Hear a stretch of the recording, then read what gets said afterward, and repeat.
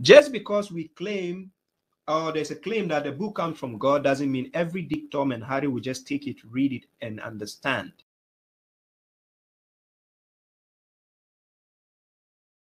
The verses you find in the Quran here, it needs to be contemplated, not just read it and think you understand it. Contemplate it.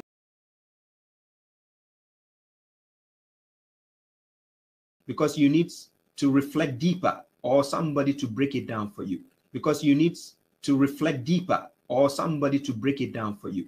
Because you need to reflect deeper, or somebody to break it down for you.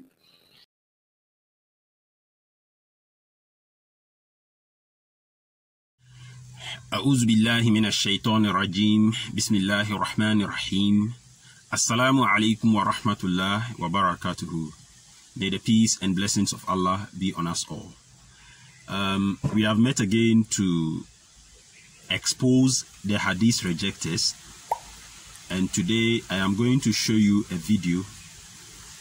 And so last time I said that these guys, they hate the Prophet Muhammad sallallahu alaihi wasallam. It is their hatred that they have made it a belief. They have made their hatred a form of a belief and trying to draw people into it. So the Prophet Muhammad sallallahu alaihi wasallam was given the Quran. All of us, all Muslims, believe in that he was given the revelation, which is also known as Al-Quran. And according to the Quran, the Prophet Muhammad sallallahu alaihi wasallam has certain duties, several duties. One of them is to balligh ma unzila ilayka, that he should do balagha. He should declare whatever God has given to him. That is one of the duties that was given to the Prophet sallallahu alaihi wasallam. But there are other duties. For instance, he is al-Bashir, one who gives glad tidings. That means one of his duties is to give glad tidings, and it will be based on the Quran. That is the revelation that was given to him, that he will use as a Bashir, you know, as giving glad tidings. And he is also a Nazir. Nazir is to give warning of, you know, the Yawmul Qiyamah and so on and so forth.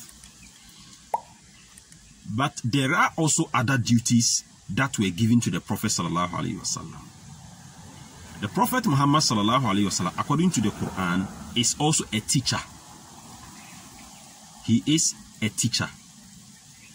And a teacher's work is to teach something that, for instance, a syllabus is given to him, and he comes to the class to teach the people about the syllabus for them to understand. And as we all know, that the human nature is such that we are all not having the same mind, the same mindset, the same understanding, the same IQ, and therefore when the teacher comes to the class to teach us, some may understand it better, some may not. And those who will not understand it from the beginning, they will ask questions.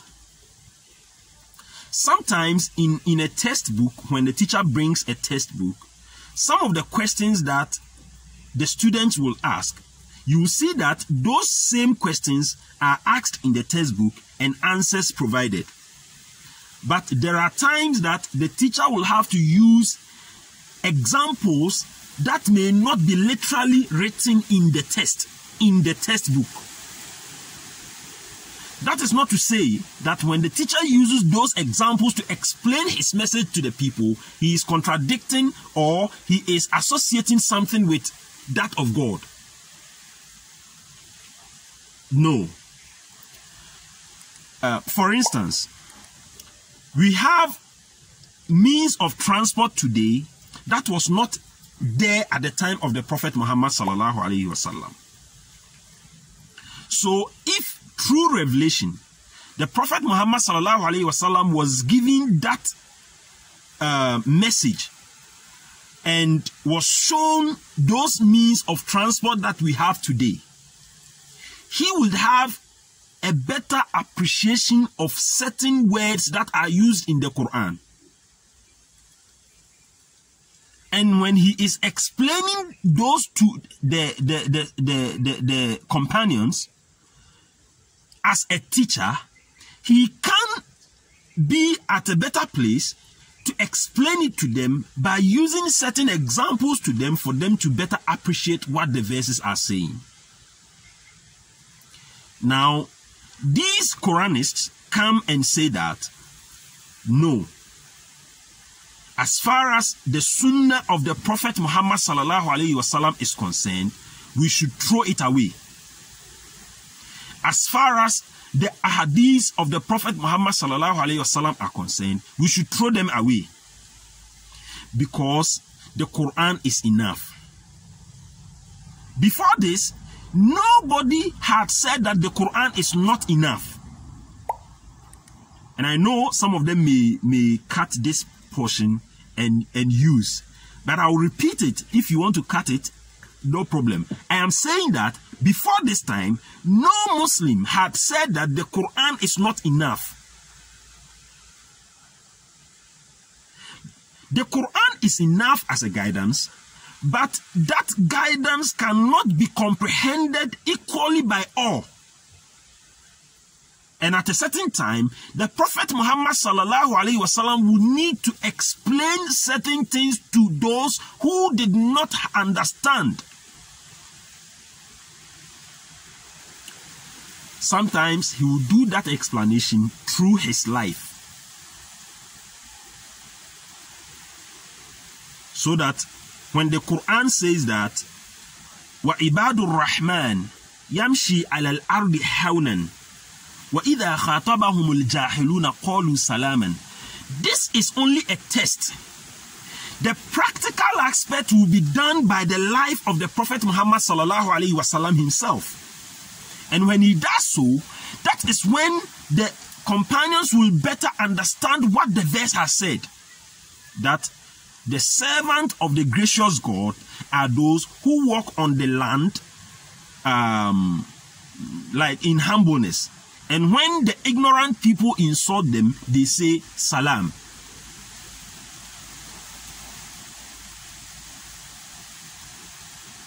So, when these people tell us that no, the Prophet Muhammad sallallahu alaihi wasallam can in no way explain the Quran, then it means they are telling us that the Prophet did not live as a human being.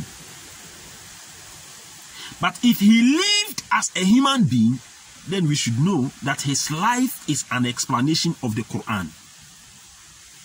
Is this too difficult to understand?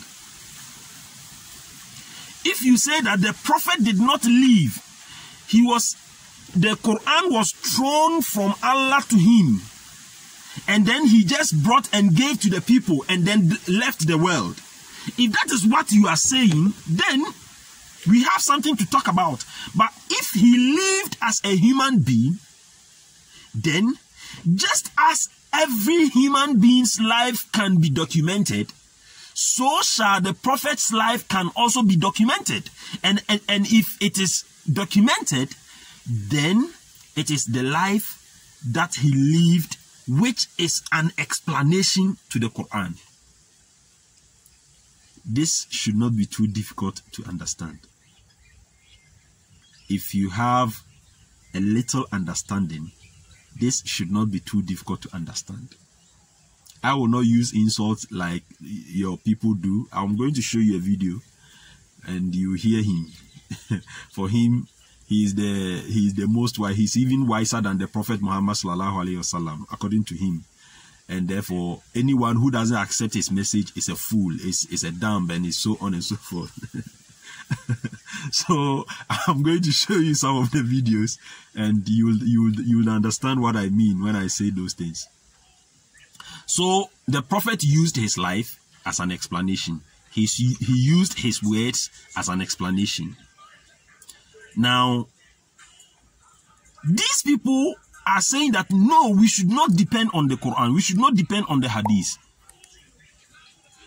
Yet, they tell us that they can also explain the Quran to us. They can help us to understand the Quran. You see why I say you should be careful, you should beware of these people.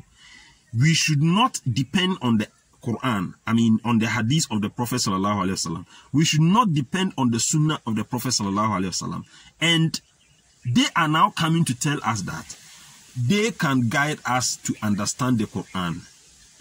And the reason why they can guide us to understand the Quran is that they have been able to translate the Quran. Allahu Akbar. The only reason why they can guide people to understand the Quran is that the Quran, they have been able to translate the Quran. And once they have been able to translate the Quran, that gives them the license to be able to help people to understand the Quran. But the prophet who was giving the Quran, who was giving the revelation, to whom the revelation came on his heart, according to these people, he cannot explain the Quran. He did not explain the Quran, but he did not guide us to understand the Quran, but they can guide us to understand the Quran. Let us listen to this, this so-called wise man, this man who claims to be wiser than the Prophet Muhammad sallallahu alaihi wasallam. Let's listen to him and come back.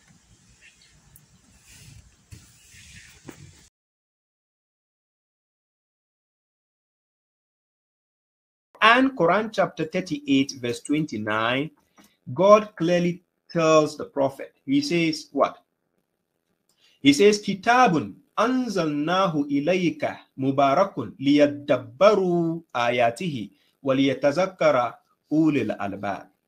He says, it is a blessed book which we have revealed to you so that they may contemplate its verses. The verses you find in the Quran here, it needs to be contemplated, not just read it and think you understand it.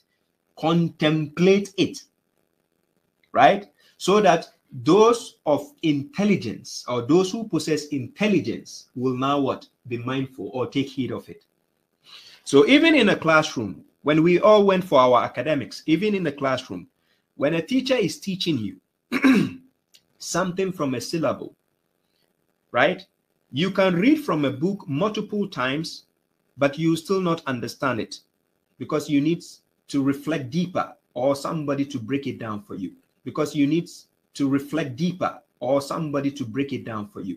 Because you need to reflect deeper or somebody to break it down for you. Because you need to reflect deeper or somebody to break it down for you. Just because we claim, or there's a claim that the book comes from God, doesn't mean every Dick, Tom, and Harry will just take it, read it, and understand. You understand?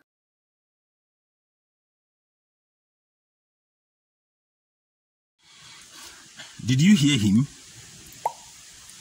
These are the group of people who are saying that we cannot have any guidance from the Hadith, nor can we have any guidance from the Sunnah of the Prophet Muhammad sallallahu alaihi wasallam.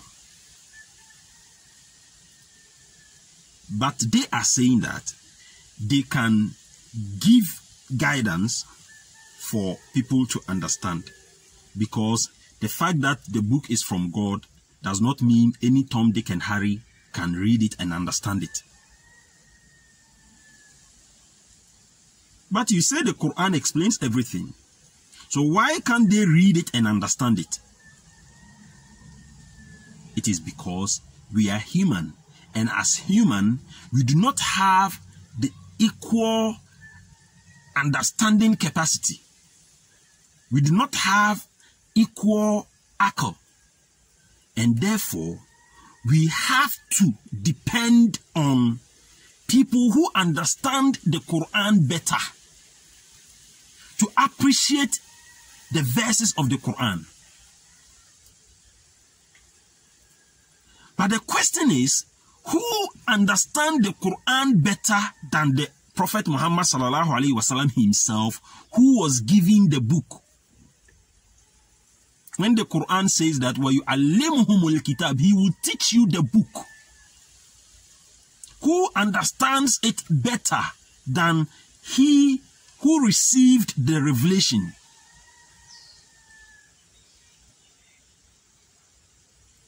So they themselves are in a dilemma.